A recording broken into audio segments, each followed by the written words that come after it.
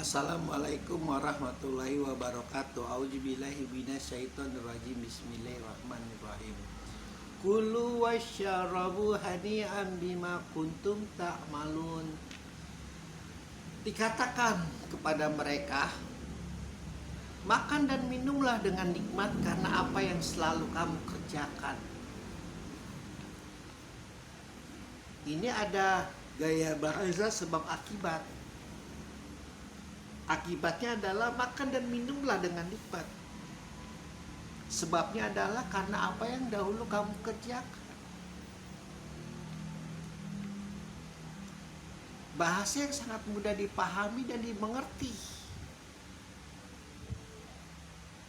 Kamu dahulu mengerjakan apa sehingga Allah sampai berkata, silakan nikmati.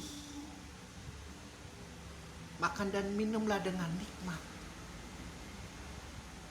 Kan jadi pertanyaan, apa yang dahulu kamu kerjakan? Dan lalu di dalam As-Mursalat ini bercerita tentang apa? Itu bercerita tentang bagaimana pendustaan kaum kafir Quraisy terutama, dan tentu pemeluk-pemeluk agama yang lain, dalam hal ini Kristen dan Yahudi juga pada saat itu. Dan Persia dengan agama Zarathustra-nya. Lalu kemudian yang lain itu para pendusta yang tidak mengimani Al-Quran.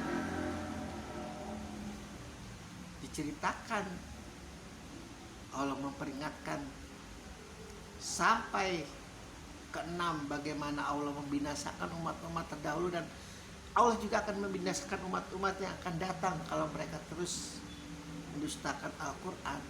Lalu kemudian di ayat ke-7 Allah menceritakan mereka berteduh di bawah pohon-pohon yang rindang di sekitar mata air dan memakan buah-buahan. Lalu kemudian Allah mengucapkan selamat menikmati makan dan minum kalian karena dahulu selalu apa yang kamu kerjakan. Ya pasti mengamalkan Al-Quran, mengimani Al-Quran, mencintai Al-Quran. Al-Quran yang berjalan, Rasulullah. Kita dengan kebodohan kita, kepapaan kita, kemiskinan kita, kelicikan kita, kejahilian kita, ketololan kita, kepakiran kita, berusaha sekuat tenaga untuk mengikuti jejak Al-Quran yang berjalan. Dan ketika hal itu sudah terproklamirkan di dalam akal, di dalam hati, di dalam hawa nafsu kita, jangan dikira kita sudah aman. Semakin kita memproklamirkan diri kita untuk mengimani Al-Quran, mengikuti Al-Quran, makin iblis akan mengirim pasukannya semakin banyak untuk Anda. Ajudan-ajudan yang luar biasa yang sudah menjadi pasukan Lanatullah, barisan-barisan setan marakayangan yang sudah berikrar untuk mengikuti Lanatullah, bahkan mungkin barisan-barisan ruh-ruh orang-orang yang tersesat yang sudah berjanji, yang sudah berikrar untuk mengikuti jejak Lanatullah hingga kiamat, menjadi hamba sahayanya iblis Lanatullah. Terus itu akan menjadi musuh Anda sebelum Anda menghembuskan napas terakhir. Apakah Anda sudah lolos dalam ujian kehidupan? Imam Ali begitu merindukan kematian, bahkan ketika dia ditikam, bukan rasa kesakitan yang dia rasakan. Akhirnya aku menemui kemenangan. Akhirnya aku akan bertemu dengan Tuhanku.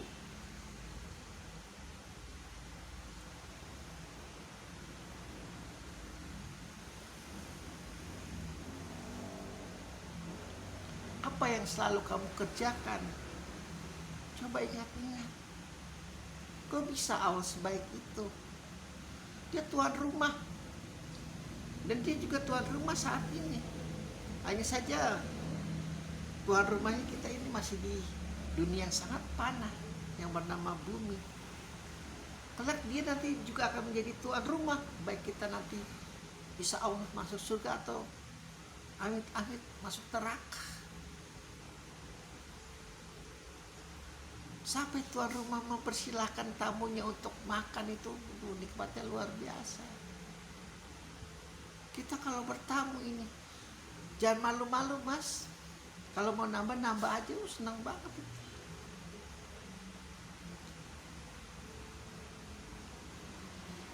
Bahkan mungkin saking senangnya itu tuan rumah, ketika makan kita lahap akan disuruh nambah, akan diberikan air minum terus. Begitupun Rasulullah, begitupun umat-umat Rasulullah kelak nanti dijamu oleh Allah. Si Fulan sedang sekali makan buah rambutan, akan ditumbuhi itu di sekitarnya, rumah-rumahnya, di jalannya mungkin rambutan yang sekali petik kita makan. Mungkin rambutan di zaman sekarang ini harus dikupas, mungkin di sana tidak. Rambutannya rambutan, nggak perlu dikupas, tinggal petik langsung makan, bijinya kita buang.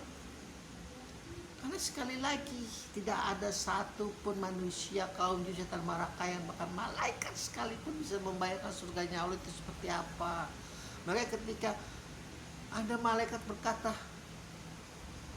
ngapain kau menciptakan manusia Allah? Kurang apa sih kita ini, malaikat ini yang paling bertasbih, bertahmid, memuji engkau. Nanti kelakuan manusia sama kayak kaum jin, bakalan perang terus, karena dia belum melihat surganya Allah. Kau tidak tahu apa yang aku tahu, kau tidak mengerti apa yang aku mengerti, kau tidak paham apa yang aku paham.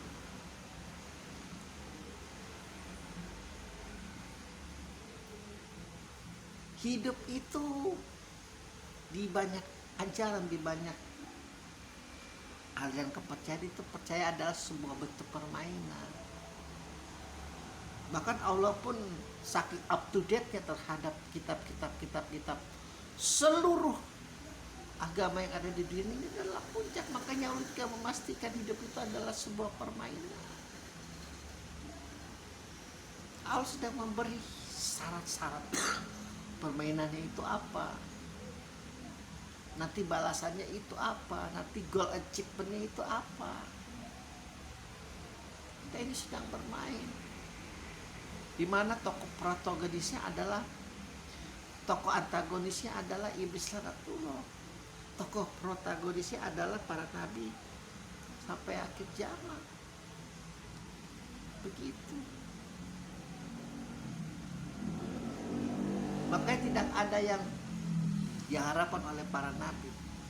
Rata-rata adalah tolong jaga saja anak-anaknya kelak. Gak ada itu Muhammad itu minta istana seperti kosong, gak ada itu. Tolong jaga itu nanti anak-anakku, nanti aku tidak ada. Karena tahu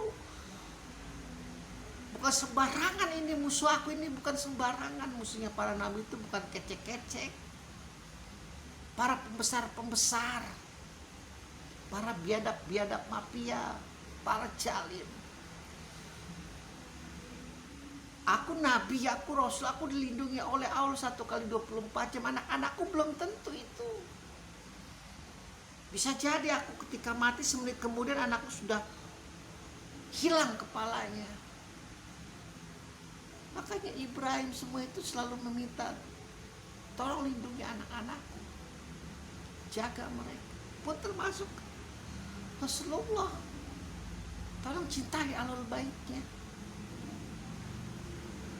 Jadi secara logika, etika, fitrah, apa yang diucapkan oleh Syekh itu memang benar, lindungi ahlul bait.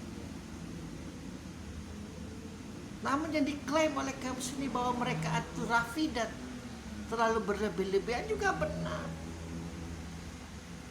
Sampai Abu Sufyan mengobarkan semangat, ini nggak bisa ini Ali sampai dituhan-tuhankan seperti ini. Aku akan jadi oposisi dia, begitu. Wallahu alam. Kelak semua jawaban akan ada di hari penghisaban. Alhamdulillahirabbil alamin.